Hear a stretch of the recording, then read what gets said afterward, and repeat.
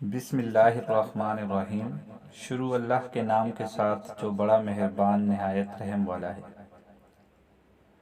کوفہ کے ایک شخص نے بڑی دھوم دھام سے ایک ساتھ اپنے دو بیٹوں کی شادی کی۔ ولیمہ کی دعوت میں تمام اعیان و اکابر موجود تھے۔ سفیان ثوری نے کہا، امیر معاویہ کے زمانے میں ایسا واقعہ پیش آیا جس سے نکاح میں کچھ فرق نہیں پڑتا ہے، البتہ دونوں کو مہر لازم ہوگا۔ مصعب بن کدام امام صاحب کی طرف متوجہ ہوئے کہ آپ کی رائے کیا ہے۔ امام صاحب نے فرمایا، پہلے دونوں لڑکوں کو بلایا جائے تب جواب دوں گا۔ دونوں شوہروں کو بلایا گیا۔ امام صاحب نے دونوں سے الگ الگ پوچھا کہ رات کو تم نے جس عورت کے ساتھ گزاری ہے، اگر وہی تمہارے نکاح میں رہے تو کیا تمہیں پسند ہے؟ دونوں نے کہا ہاں۔ تب امام صاحب نے فرمایا،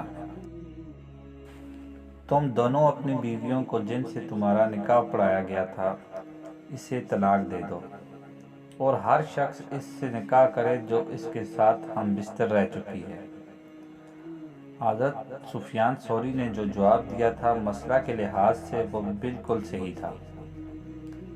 وسطی بالشبہ کی وجہ سے نکاح نہیں ٹوٹتا ہے، مگر امام صاحب نے جس مصلحت کو پیش نظر رکھا وہ انہی کا حصہ تھا، اس لیے کہ وسطی بالشبہ کی وجہ سے عدت تک انتظار کرنا پڑتا، جو کہ ایک مشکل امر تھا۔